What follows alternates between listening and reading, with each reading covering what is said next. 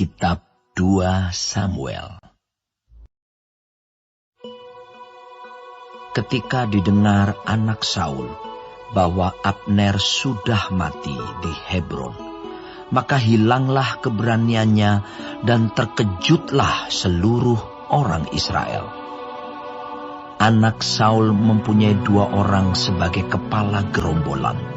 Yang satu bernama Baana dan yang kedua bernama Rekab. Keduanya anak Rimon, orang Benyamin dari Beerot. Sebab Beerot pun terhitung daerah Benyamin. Orang Beerot sudah melarikan diri ke Gitaim dan menjadi pendatang di sana sampai sekarang. Yonatan, anak Saul, mempunyai seorang anak laki-laki yang cacat kakinya. Ia berumur 5 tahun ketika datang kabar tentang Saul dan Yonatan dari Yisrael. Inang pengasuhnya mengangkat dia pada waktu itu, lalu lari. Tetapi karena terburu-buru larinya, anak itu jatuh dan menjadi timpang. Ia bernama Mefiboset. Anak-anak Rimon, orang Beerot itu, yakni Rekab dan Baana, pergi, lalu sampai pada waktu hari panas terik ke rumah Isiboset ketika ia sedang berbaring siang hari. Kebetulan penjaga pintu rumah itu mengantuk dan tertidur ketika sedang membersihkan gandum. Demikianlah Rekab dan Baana menyusup ke dalam.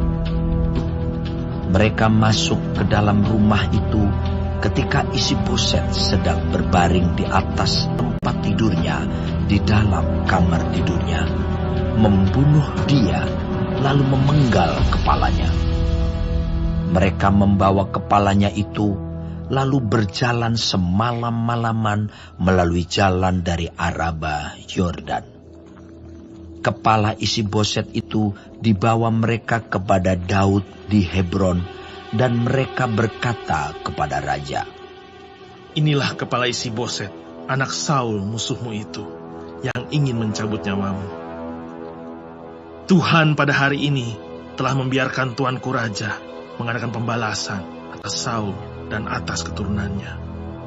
Tetapi Daud menjawab Rekab dan Baana, saudaranya, anak-anak Rimon, orang Beerot itu, katanya kepada mereka, "Demi Tuhan yang hidup, yang telah membebaskan nyawaku dari segala kesesakan, ketika ada orang yang membawa kabar kepadaku demikian, Saul sudah mati, dan memandang dirinya sebagai orang yang menyampaikan kabar baik, maka aku menangkap dan membunuh dia di Siklag. Dan dengan demikian, aku memberikan kepadanya upah kabarnya. Terlebih lagi sekarang, setelah orang-orang fasik membunuh seorang yang benar di rumahnya di atas tempat tidurnya, tidakkah aku menuntut darahnya daripada kamu dan melenyapkan kamu dari muka bumi?" Sesudah itu Daud memberi perintah kepada anak buahnya untuk membunuh mereka. Tangan dan kaki mereka dipotong, kemudian mayat mereka digantung di tepi telaga di Hebron. Tetapi kepala Isiboset diambil dan dikuburkan di dalam kubur Abner di Hebron.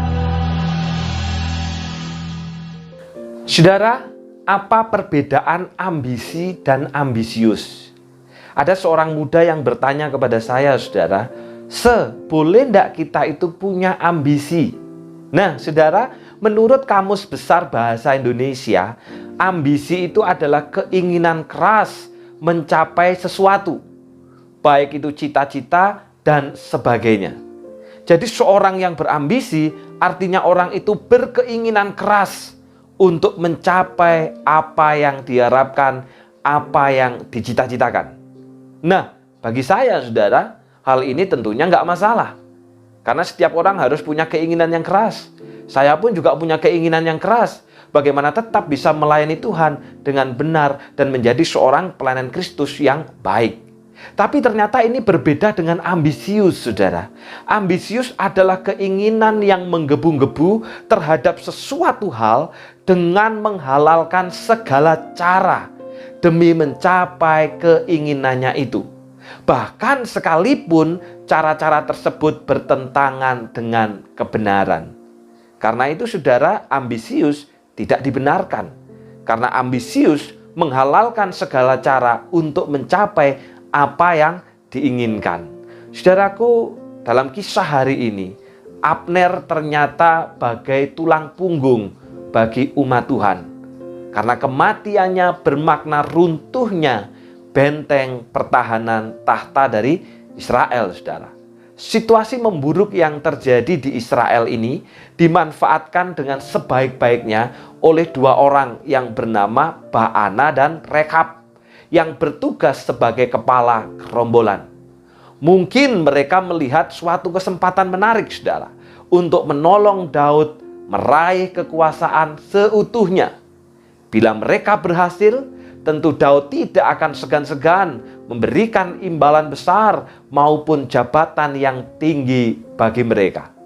Sikap ambisius untuk memperoleh imbalan yang besar dan jabatan yang tinggi dari Rekab dan Baana dinyatakan dengan mendatangi kediaman Isiboset pada saat yang tepat, saat penjaga pintu rumahnya tertidur. Kepala Isiboset pun menjadi incaran mereka untuk dipersembahkan kepada Daud. Maka perjalanan jauh dengan membawa kepala Isiboset pun rela mereka tempuh. Tentu, saudara, harapan mereka tidak jauh-jauh dari imbalan karena mengira bahwa Daud akan sangat senang bila musuhnya tiada. Paling tidak, saudara, diberi jabatan ataupun juga Nobel penghargaan. Namun, saudara, mereka sama sekali tidak memperhitungkan bahwa Daud adalah orang yang takut akan Tuhan. Hidupnya diatur dan ditentukan Tuhan, saudara. Bagi Daud, Saul dan keluarganya bukan musuh. Meskipun Isiboset bukanlah orang yang diurapi Tuhan untuk menjadi raja, maka bagaimanapun tindakan Rekab dan Baana jelas tidak dapat diterima Daud. Meski mereka berdua membawa nama Allah, tetapi bagi Daud, tindakan mereka membunuh Isiboset bukan merupakan wujud campur tangan Allah. Maka, saudara, hidup kedua orang yang ambisius, yang ingin memperoleh imbalan dan ingin memperoleh jabatan, saudara, dengan membunuh Isiboset, pada akhirnya berakhir sama seperti orang Amalek yang melaporkan kematian Saul. Berbeda dengan Daud, saudara. Daud tidak ambisius. Walau mengetahui ketetapan Allah bagi hidupnya, Daud tidak mau melangkahi Allah untuk mewujudkan ketetapan itu. Daud selalu membiarkan Allah bertindak mewujudkan kehendaknya berdasarkan cara dan waktunya sendiri. Sehingga tak ada cara-cara kotor yang pernah dia setujui, saudara. Karena itu, saudara, orang yang takut akan Tuhan, apabila Tuhan memang menghendaki kita untuk menjadi sesuatu, memiliki sesuatu, memperoleh sesuatu, niscaya Allah sendiri yang akan membukakan jalan itu. Tak perlu ambisius yang sampai membuat kita menempuh dan menghalalkan segala cara, namun berakhir celaka. Saudara, segala sesuatu serahkan kepada Tuhan.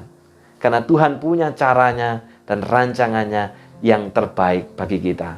Buanglah ambisius, buanglah sikap menghalalkan dan juga cara-cara yang kotor untuk memperoleh sesuatu, dan itu jauh dari kebenaran. Ikutilah caranya Tuhan. Tuhan memberkati. Kita berdoa. Bapa yang di surga, hari ini kami belajar. Ada dua orang, yaitu Rekab dan Baana, yang memiliki sikap ambisius, menginginkan imbalan dan jabatan yang tinggi, tetapi dengan cara-cara yang kotor, dengan cara-cara yang tidak benar. Dan pada akhirnya sikap ambisius itu hanya menghasilkan celaka. Karena itu tolonglah kami ya Bapa, supaya kami menaruh segala sesuatunya kepada cara dan rancangan Tuhan. Ketika kami mengharapkan sesuatu, ketika kami menginginkan sesuatu, kami tidak menghalalkan berbagai cara, bahkan sekalipun cara-cara itu tidak benar, bahkan cara-cara itu kotor. Biarlah kami makin hidup sesuai dengan cara dan ketetapan Tuhan. Karena ketika Engkau menghendaki kami menjadi sesuatu, kami memiliki sesuatu, kami memperoleh sesuatu, maka niscaya Allah sendiri yang akan memberikan kepada kami tepat pada waktunya. Ajar kami Bapa untuk terus menaruh harapan hanya kepada Tuhan saja. Terima kasih Bapa, dalam nama Tuhan Yesus kami sudah berdoa. Amin. Tuhan memberkati.